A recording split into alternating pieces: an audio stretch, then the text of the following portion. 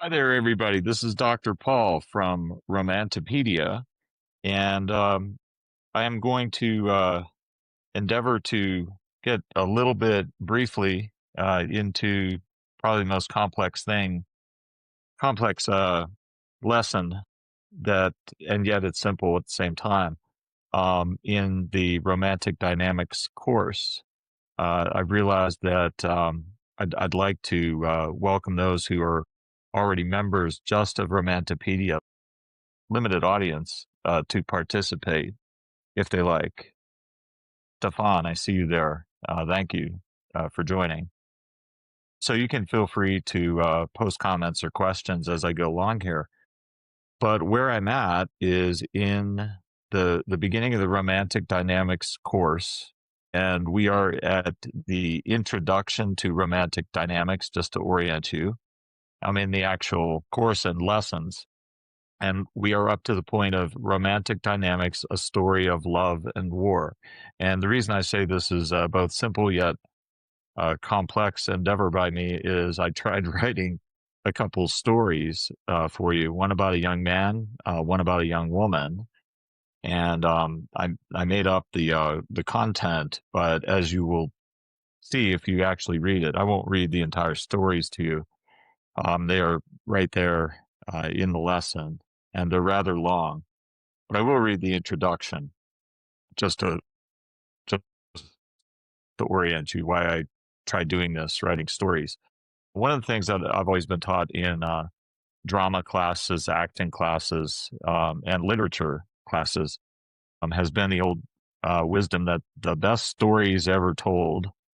Um, I'll just come up with some randomly. There was a film called Dunkirk. There was a Oscar-winning film called Gladiator. Um, Many of the best stories ever told are about both war and love, or two people finding love in the midst of war, during war. And this has always, for me, given rise to thinking about some of the basic nature of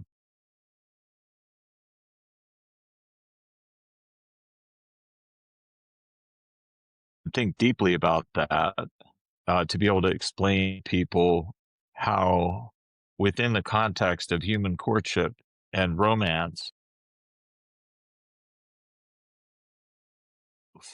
happens the most and the best, and toward the best versions of ourselves, let's say.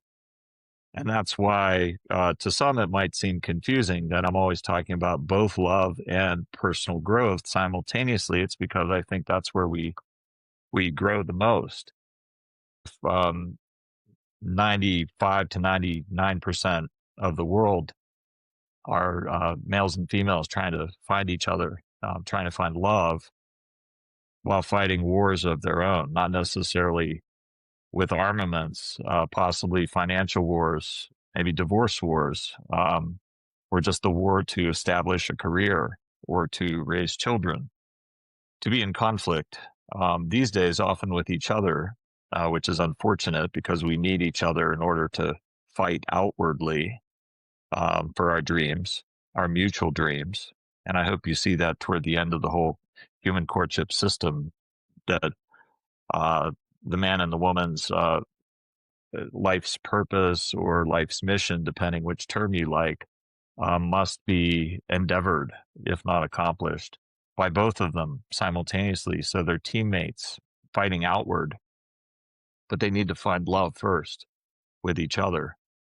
And yet in the development of the young male and the young female, it's well known to evolutionary psychologists that there are sort of different tasks and processes that go on. And that's what I tried to do with these two stories, written very long ago, long before I met a friend actually who's been in the military, Rob Henderson, whose life is quite interesting. In his book called Troubled, he goes into his personal journey as a male, trying to find his way to being a man. So it's quite interesting. You should check it out as well. But back to men and women, young men and young women, and their development into full mature adults. Um, One thing that's always very important to point out is the importance of bell curves. That in psychology, when we're trying to find rules, laws, principles for you to use or follow, they're not going to be useful or valid unless we can find the averages of behaviors and then see rules and principles within those behaviors. But they're average behaviors. Any demographic you're looking at, perhaps the biggest being half the world, but little over half the world's population being women, and little over half the world's population, or under half the world's population being males, that there are differences, but they're instinctual. They're not cognitive. They're not intellectual differences. You know, we can have the same high IQs or low IQs on a bell curve and all kinds of beliefs, but instinctually, that's where we're different. That's why I'm always talking about the reptilian brain and the triune brain model of Dr. Paul MacLean, reptilian, mammalian, and higher brain. We're different in the reptilian brain, in the instincts. And that's why evolutionary psychology I view as being the most valuable and applicable um, school of psychology for the instincts. I mean, that's what evolution's all about, is evolved instincts that we don't even have to think about using.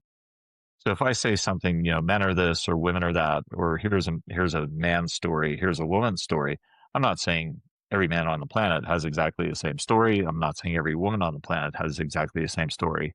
These are averages.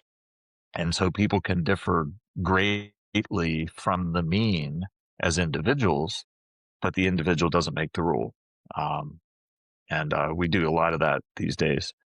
When people talk of their quote lived experience, they sometimes they talk about it as if they are the mean or they're going to demand to be the mean.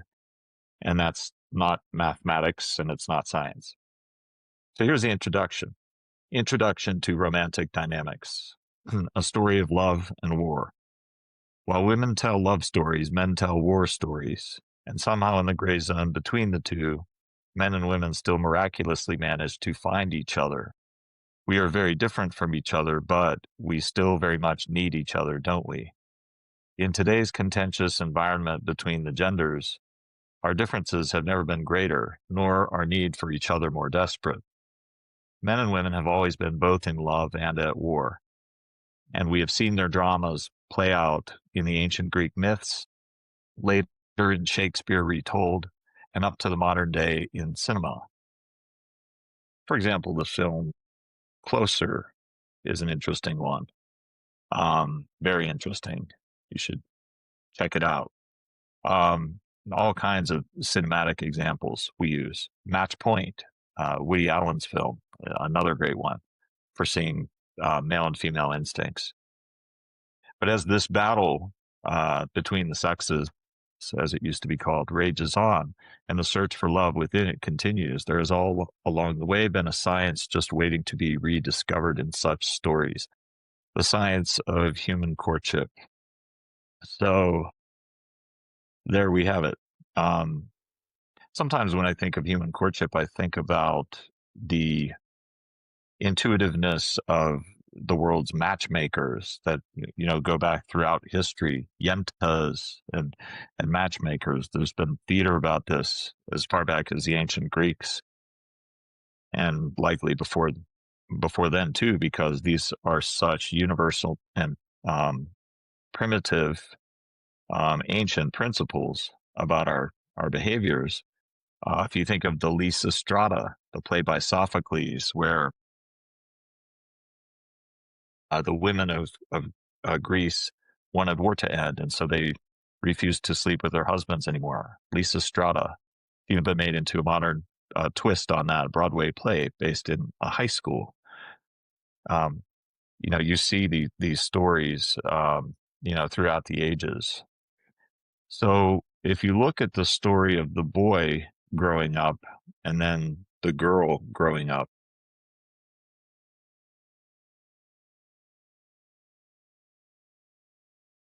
follows the classic hero's journey pattern, where the boy meets a stranger, a mentor, who gives him lofty ideas, something to go out into the world and achieve, and discover that he eventually grows into a man.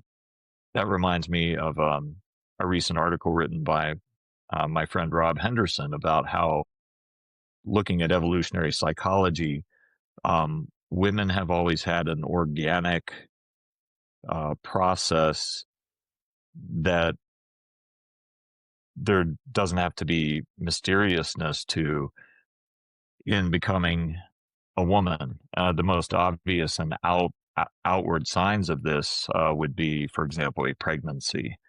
To the ancient Greeks, it was also a marriage prior to that. And you may have heard me say before that, from what I've read of some of this is from Robert Johnson's work, the Jungian psychologist, that to the ancient Greeks, a wedding was a funeral. It's why today we dress in tuxedos, just like we do at a funeral. And there's flowers and all the accoutrements of a funeral are seen in a wedding even today.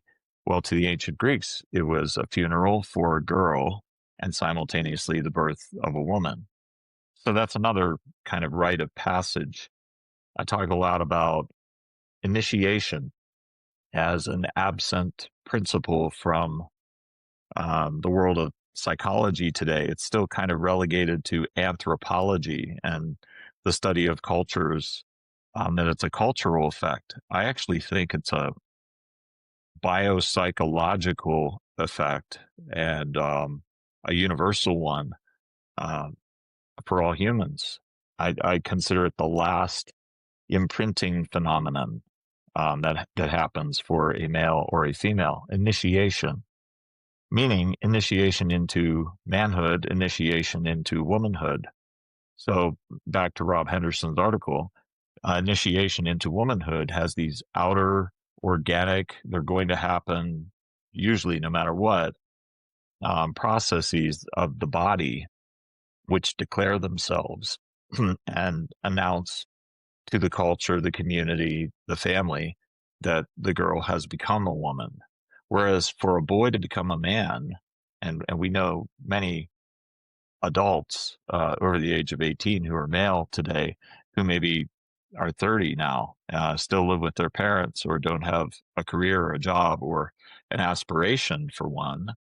How do they become a man? There is no outer um, signal like a pregnancy that shows that a boy has become a man, nor does it appear to be organic, predestined. It has to be effortful on the part of the boy, and it has to have mentoring, actually fathering. It has to have fathering by a mentor. Sometimes, like Obi-Wan Kenobi in Star Wars, sometimes strange and mysterious, sometimes very strange, very foreign, like Yoda, a whole different creature.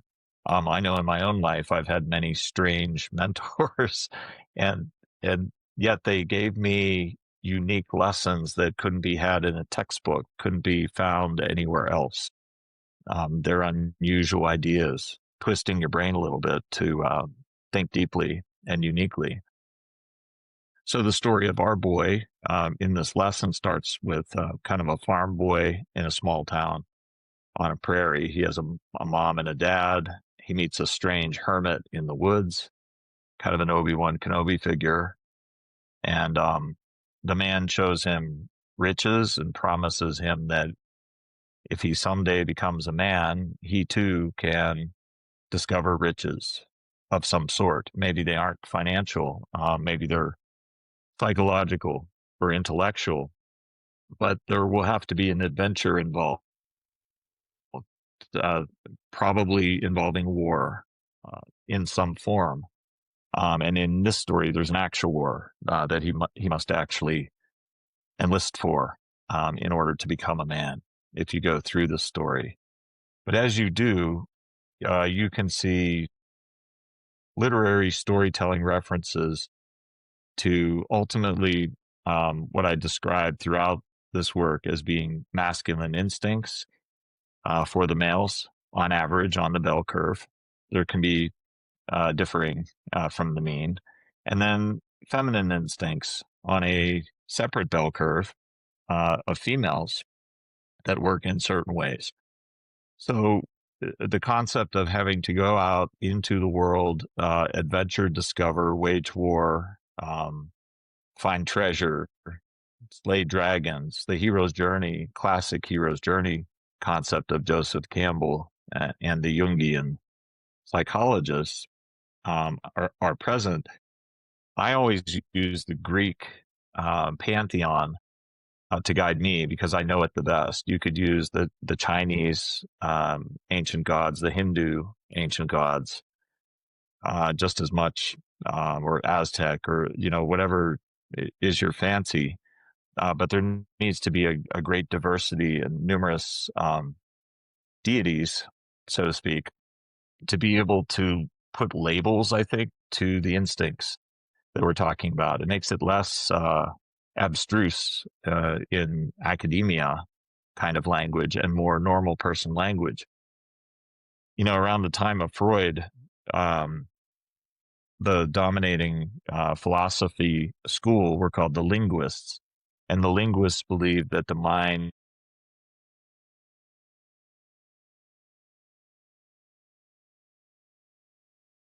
and a picture is worth 1,000 words. So if you read a story, see a story, you're just picture in your mind. In fact, a film, cinema, is a perfect example of an even richer picture being worth 1,000 words, because it just cuts to the chase of what are you trying to learn about being a human when you watch a film or read a story.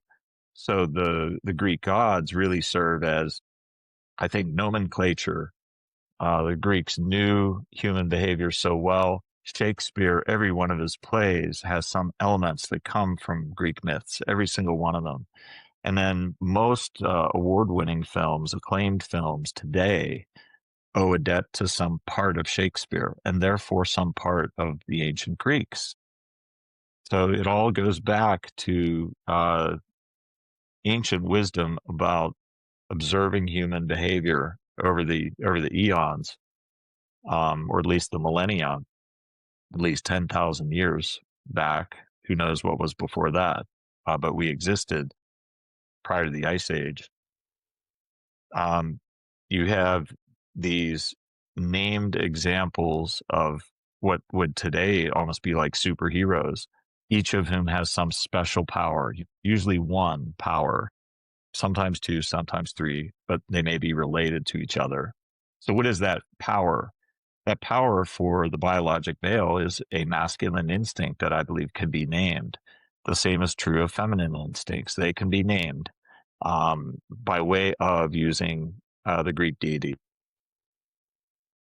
as the names. For example, an Athena instinct in females would be that of discernment. For example, shopping. Why do a lot of women enjoy shopping so much? Why are they the dominant consumers in today's marketplace? I think it's the Athena instinct. Also, the huntress. To the Romans, her name was Diana. So you've heard that name before too. It's illustrated in the popular film series, The Hunger Games. The Hunger Games. It's literally Athena. She even has a bow and arrow. I'm sorry, Artemis. Artemis is what I meant. The Artemis instinct, not the Athena instinct. The Athena instinct is the female war instinct, but it's tied to wisdom as well. Peace before war, diplomacy is preferred. Artemis is the huntress, Diana, to the Romans. Sorry about that. Yeah, so back to our story of the boy. The male war instinct is the Aries instinct in my nomenclature. It's a competitive instinct. It doesn't have to literally mean killing in war. But if you notice vernacular today that we use, sometimes we say, he made a killing, meaning financially, Well, he didn't actually kill something. He made money. He achieved a goal, let's say, such as in sports. We might say, wow, he killed the ball. Did he literally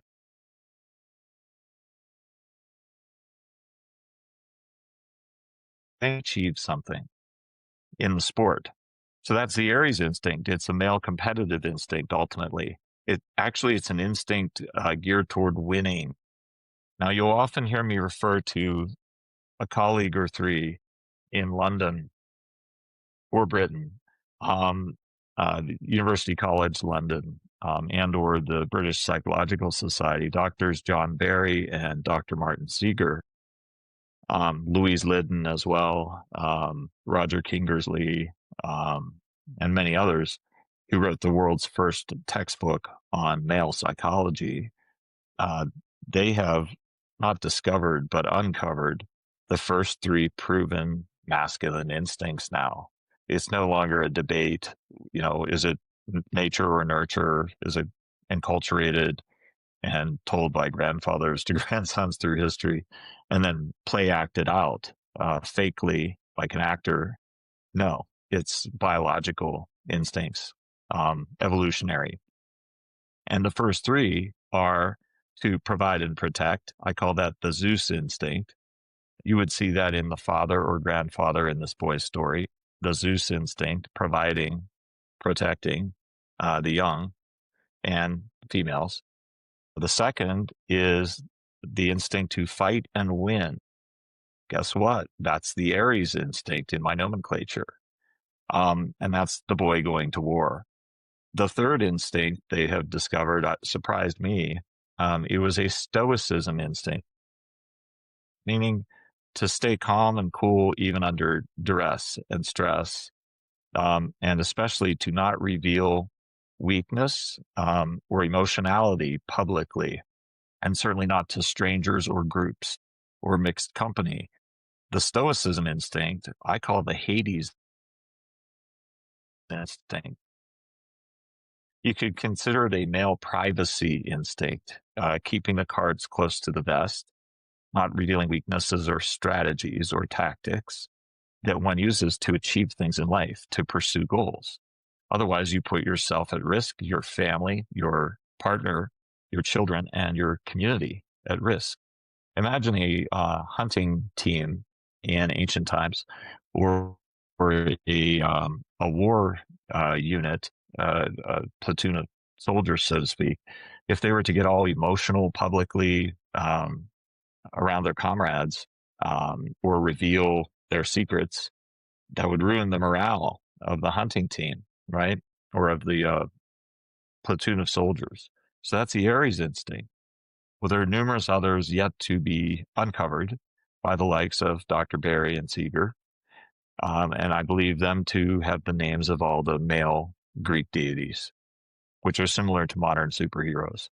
So I hope they research onward. The third one in this male tale, I would say, is the Odysseus instinct, as I call it.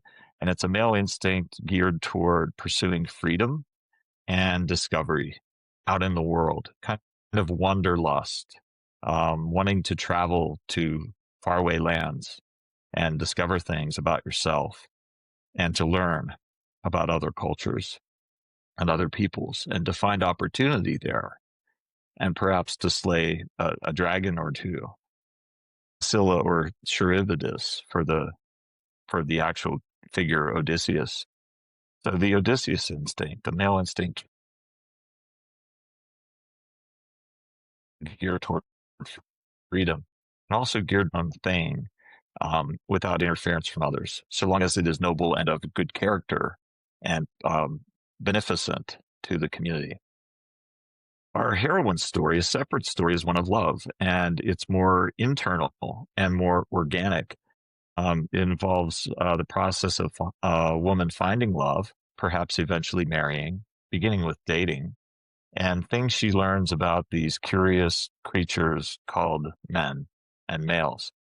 She meets a wealthy businessman. She herself is from a wealthy family. However, a hooligan from the wrong side of the tracks. well and interferes and causes curiosity on her part about what makes men tick, how are they different, and this is something in a decline for decades in our Western culture. Any interest in males or acceptance of them as being different instinctually, especially in love, but also in career, in their approach toward both,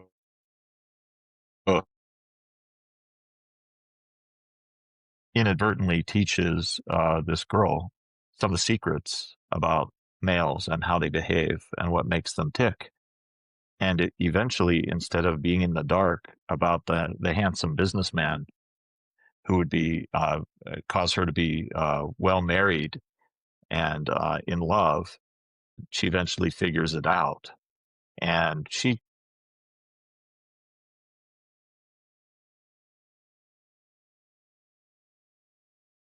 her own father, who assesses the merits of the businessman and his fitness to potentially be with his daughter.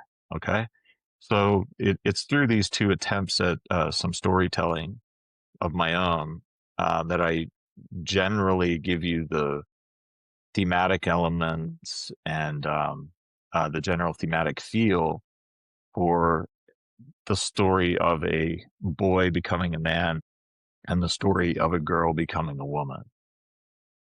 And then we get to the end, hopefully page turning, and we get to science at the end.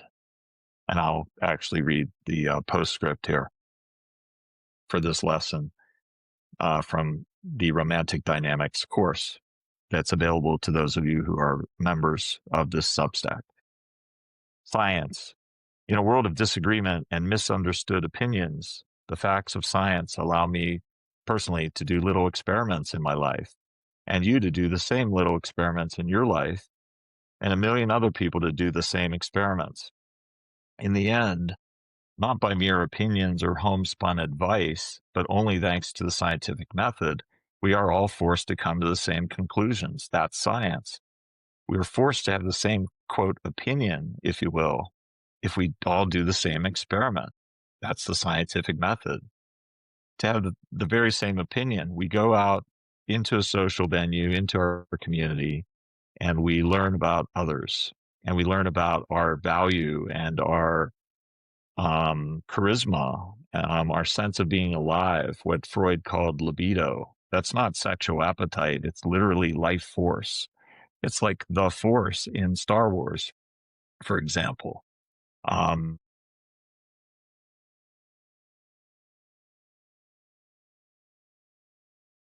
you have. And that is attractive in and of itself.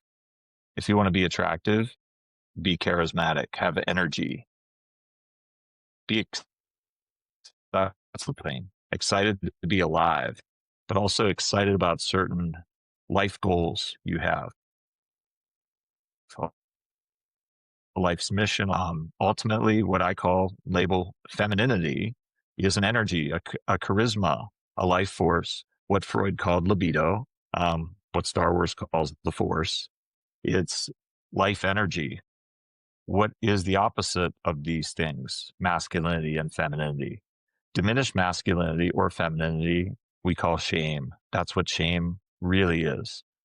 And it's always traumatic to have these things diminished because it's literally diminishing your energy of life. If you're male, that's masculinity. If you're female, that's femininity. On a bell curve, of course. We all have light differences in each other. We're on a bell curve. We're not all right on the average. So don't just read the contents of this as my opinion. Take what strikes you as interesting. Venture out on a date or to a mixer and experiment for yourself. What is true about love? This is the spirit of what I want you to do with this work. To accomplish this, you can see your own life as a beautiful story that is not yet fully told. Your life is a story. The principles you will learn can be seen more as plot points of the story, chapter headings for your life and loves, which serve as guideposts to know whether you are on the right road or the wrong one, to change your route to a better one. that leads to more happiness and fulfillment in love and success in career. In this way, getting into some getting into some science does not at all take away the magic of your story or the magic of love. Instead, it just serves to frame them and cradle them, a story to be well told, full of ups and downs, yet ever safe and leading roundabout, as it may be, to you really want, need, and deserve.